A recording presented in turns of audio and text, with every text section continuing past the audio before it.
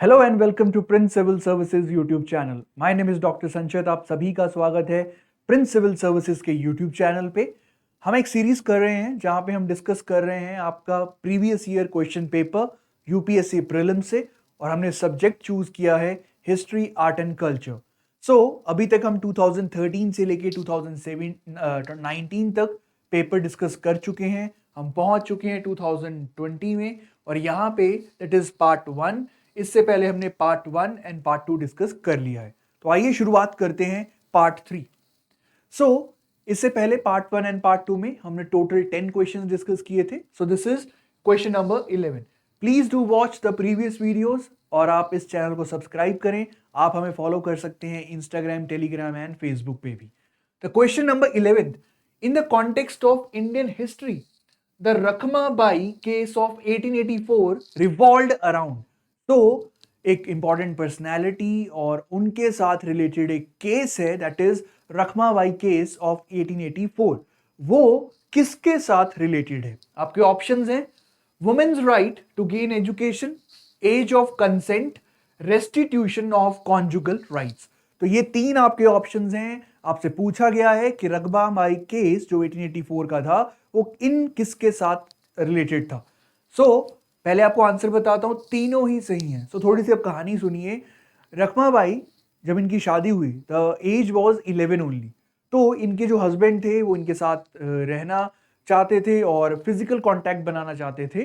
तो यहां से आपके केस की शुरुआत होती है। रखमाबाई ने केस किया और उसमें आपका मैरिज का जो एज है उसको बढ़ाने की बात की गई, प्लस मैरिज जो है उसके बाद उनका जो एजुकेशन है उसके लिए भी हक की लड़ाई लड़ी गई। तो यहां पे यस, एज ऑफ कंसेंट, जो कि आपका फिर age of consent bill pass होता है इसी केस के बेस के ऊपर, और साथ ही साथ आपका एजुकेशन पे भी राइट्स दिए जाते हैं, और रखमाबाई आफ्टर मैरिज आपका डॉक्टर भी बनती हैं। यस, तीनों ऑप्शन आपके सही हैं। Please do remember such important personalities, specially women personalities, as well as the cases or any incident related to such personalities.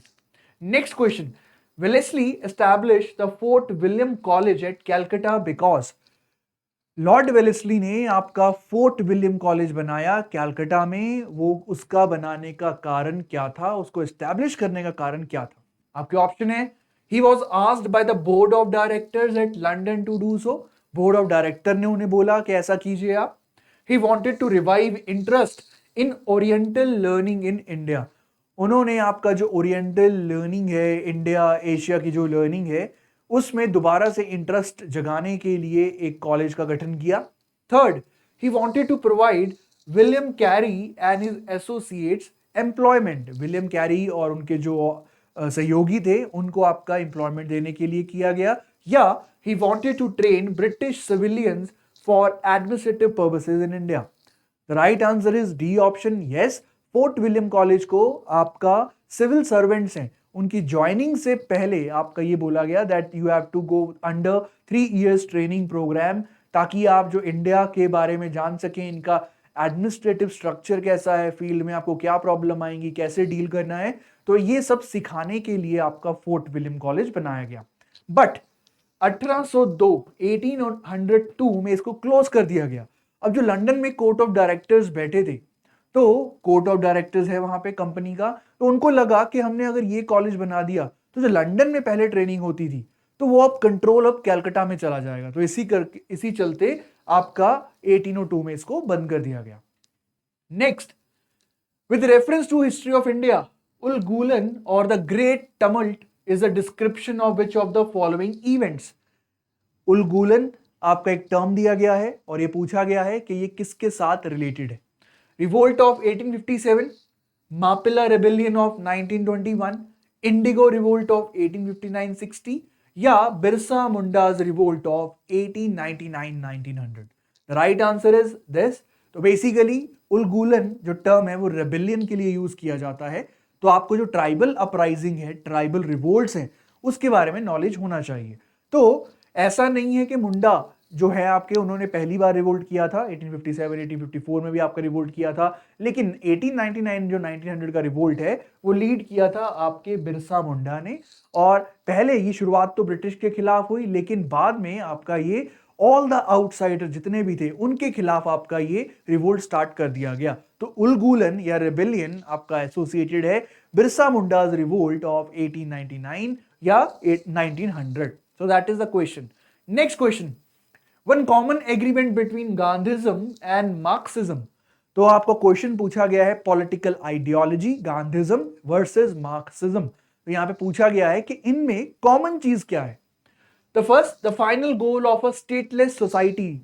आपका हमारा फाइनल दोनों आइडियोलॉजी का गोल है कि finally there should be no requirement of state, या government की कोई जरूरत ही ना हो, हर कोई अपने आप से रूल करे, कोई उन पे रूल करने वाला ना हो। Second, class struggle, abolition of private property या इकोनॉमिक डिटर्मिनिज्म। तो ये आपके चार ऑप्शंस हैं। आपसे पूछा गया है गांधीज्म मार्क्सिज्म जो पॉलिटिकल आइडियोलॉजी है उसमें कॉमन पॉइंट या कॉमन एग्रीमेंट किस चीज पे हो रहा है। The right answer is final goal of stateless society. तो यहां पे आपका गांधीज्म की बात की जाए तो जब आपका इंडिपेंडेंस मिल जाए तो अल्टीमेट गोल ये था that everyone should rule according to them और देयर नीड्स। ऊपर से कोई बताने वाला या कंट्रोल करने वाला नहीं होना चाहिए। He had immense faith in the people, और ये पुराने समय में भी था कि लोग विलेज लेवल पे जाके विलेज रिपब्लिक्स ये अपने तरह का रूल करते थे, इकोनॉमिकली पॉलिटिकली दे वर सेल्फ सफिशिएंट। और अगर आप मार्क्सिज्म के बारे में देखिए तो वो बिलीव करता था क्लासलेस सोसाइटी और स्टेटलेस सोसाइटी में। तो ये है आपका गांधीज्म और मार्क्सिज्म जो कि पॉलिटिकल आइडियोलॉजी है उनमें common point. Next, last question, which of the following statements correctly explain the impact of industrial revolution on India during the first half of 19th century।